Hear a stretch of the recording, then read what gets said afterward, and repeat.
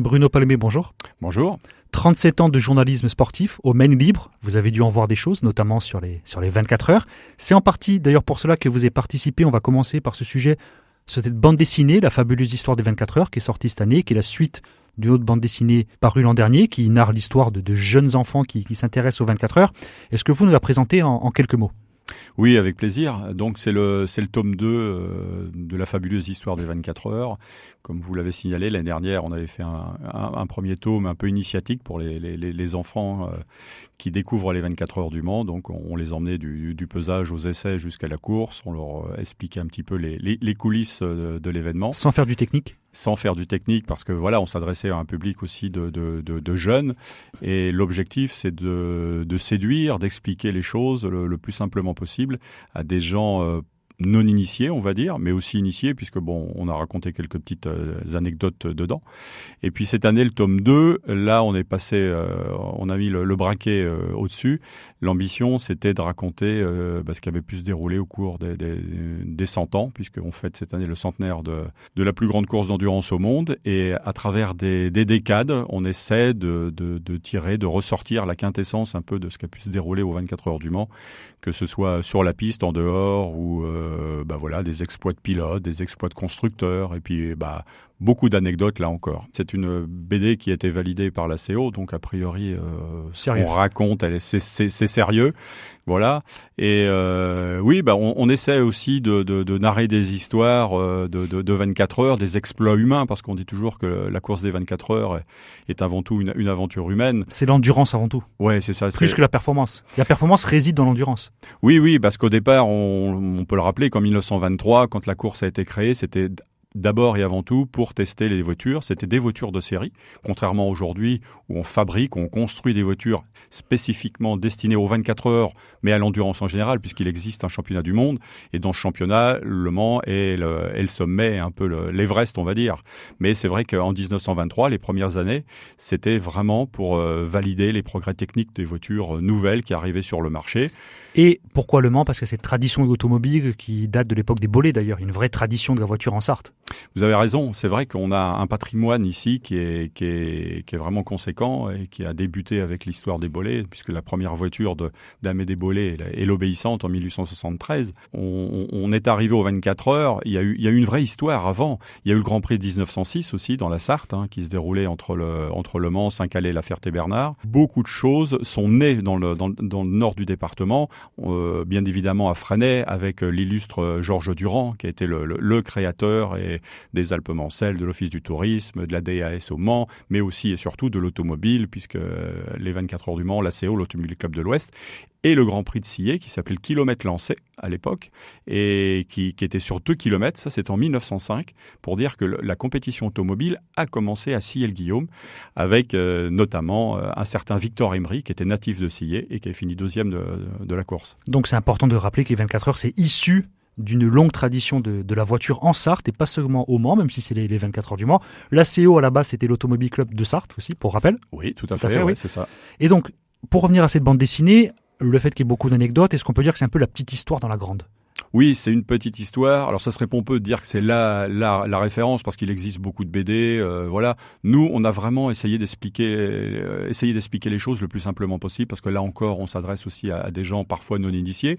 Mais contrairement à la première BD qui s'adressait aux 7 ans et plus, là, je pense que même jusqu'à 77 ans, on peut retrouver des choses qu'on ne sait pas et qu'on découvre au fil de l'eau et qui ont jalonné l'histoire parce que elle est tellement vaste, cette histoire des 24 heures, que ce soit sur le plan humain, sur le plan des constructeurs, sur le plan des bénévoles, parce que on le dit toujours, cette course n'existerait pas sans les 2 voire 3000 commissaires qui sont chaque année sur le circuit. Il y a vraiment, et puis sans parler des animations aussi, parce qu'il y a tellement de choses qui se passent en marge de la course. La course, c'est une chose, mais moi j'ai toujours pensé que c'était une grande fête, une fête populaire, et qu'il existait un lien entre la course et justement le patrimoine. Et partout où on se déplace dans le département, les gens ont toujours des choses à raconter parce que dans nos familles respectives... On a vécu ces 24 heures. On a vécu ces 24 heures à travers un parent, un cousin, un proche qui a été à un moment donné contrôleur, commissaire de piste, journaliste, attaché de presse, ingénieur, mécanicien. C'est vaste en fait, c'est toute une organisation, c'est un écosystème, quoi. Exactement, et ça existe, bien sûr depuis 100 ans, mais quand on sait que depuis les années, entre les années 50 et 80, 80, les pilotes rentraient à l'hôtel le soir avec leur propre voiture de course. C'est-à-dire qu'après les essais à minuit, ils reprenaient le chemin, la route pour converger vers La Charte-sur-le-Loir ou Télocher. Et quand on est gamin, moi je vois encore des gens aujourd'hui qui nous racontent que dans les années 50, ils entendaient le bruit des voitures vrombir dans le village à minuit le soir lorsque les pilotes rentraient pour mettre la voiture au garage et puis aller dîner à La Charte-sur-le-Loir. Monsieur et Madame Pasteau prévoyaient à minuit le soir un dîner géant pour les pilotes des 24 heures et leurs équipes respectives parce que la journée était terminée. C'est extraordinaire. Et vous-même, en 37 ans de journaliste sportif, vous avez vu évoluer les 24 heures ? Oui, bien sûr, parce que le règlement a évolué, la forme des voitures. Aujourd'hui, toutes les voitures sont fermées, alors que quand je parle des voitures, ce sont les voitures prototypes, parce que les GT, les voitures de grand tourisme qu'on peut acheter dans le commerce, mais qui sont quand même bien améliorées pour courir les 24 heures, ça n'a pas changé. En revanche, oui, les voitures prototypes ont longtemps été découvertes. Et puis, le règlement aussi qui a bigrement changé, parce qu'on a fait évoluer le règlement, on a autorisé les moteurs diesel, parce que c'est une terre d'innovation aussi, les 24 heures du Mans. Voilà, au fil de l'eau, on a vu évoluer les choses, et Le Mans a permis à plein de constructeurs de faire évoluer aussi leur mécanique, leur technologie, que ce soit les phares à LED.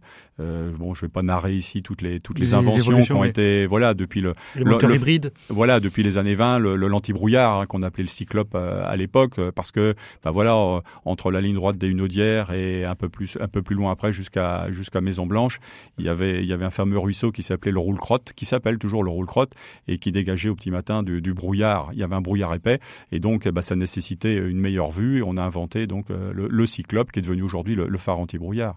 Donc ça, c'est pour la partie sportive. Et la partie extra-sportive, qu'est-ce que vous avez vu changer en bien ou malheureusement, on peut dire des fois en mal ? Qu'est-ce qui a évolué ? Le circuit surtout, en lui-même, les infrastructures. L'accueil du public aussi ? L'accueil du public, ouais. C'est faramineux ce qui a pu se passer. Aujourd'hui, les stands actuels, ce qu'on appelle le bâtiment, la pit lane, il existe depuis 1990. Il va être amené aussi à changer dans les proches années, parce que là encore, il faudra faire face à l'arrivée des nouvelles technologies comme l'hydrogène, donc il faudra restructurer. De nouvelles loges vont être mises, la salle de presse va être refaite aussi. Mais déjà, ce bâtiment-là a complètement... Et il était novateur en 1990 quand il est sorti de terre, mais toute l'enceinte du circuit, le paddock, le village en lui-même, aujourd'hui, c'est un très beau village. Les alentours, là encore, cette année, des travaux ont été faits au niveau de la Dunlop avec l'esplanade Jean Rondeau.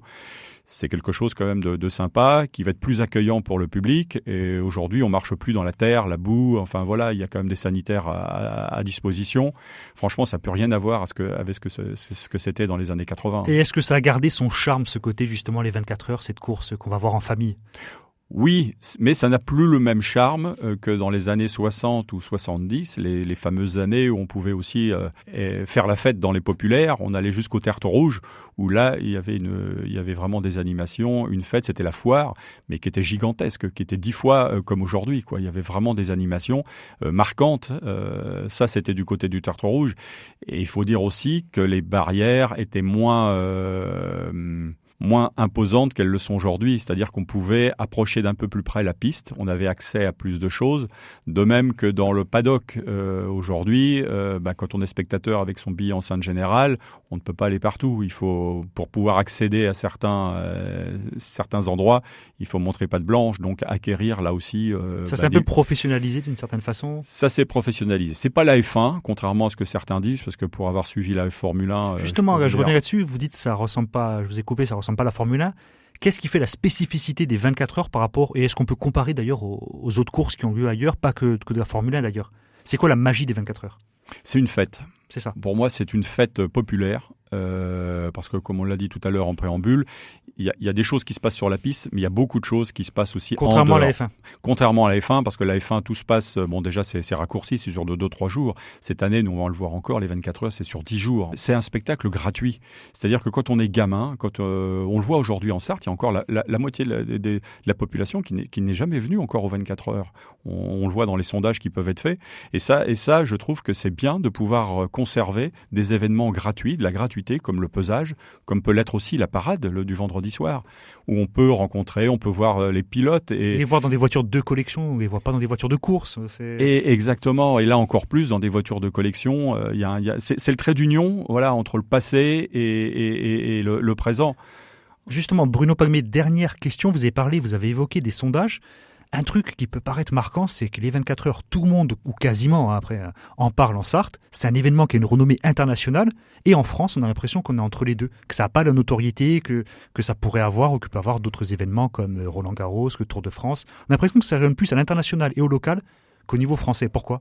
Alors c'est vrai qu'aujourd'hui, le retentissement, il est peut-être dû aussi à l'effet médiatique, puisque le Tour de France, vous venez d'évoquer aussi Roland-Garros. Pas sur France Télévisions. Voilà, ce sont des événements qui sont retransmis sur France Télévisions, sur des chaînes grand public. Tandis que les 24 heures... c'est pour les initiés, il faut chercher... C'est plus pour... Voilà, c'est sur l'équipe TV, Eurosport, il faut être motivé, mais bon, maintenant tout le monde, ou presque, a accès quand même à ces chaînes. Mais c'est vrai que les 24 heures, d'après les derniers sondages, la population reste à 30% sartoise, c'est-à-dire que 30% des spectateurs sont issus du département. Plus largement, après, le deuxième tiers est à l'international, et le troisième tiers est français. Et dans ce troisième tiers, on va dire qu'il y a 46% de la population qui est issue des Pays de la Loire. C'est un des rares événements au monde où on peut croiser sur la piste des pilotes amateurs, des pilotes professionnels, des hommes, des femmes. Voilà, c'est quelque chose d'exceptionnel et qu'il est intéressant de pérenniser. Merci Bruno Pagmé. Donc La fabuleuse histoire des 24 heures du Mans, bande dessinée, auteur Denis Exequera, j'ai pas écorché son nom, et vous-même, Olivier Reblon au dessin, c'est publié par Libra Diffusio. Merci de nous avoir un peu éclairé sur les 24 heures du Mans. Merci.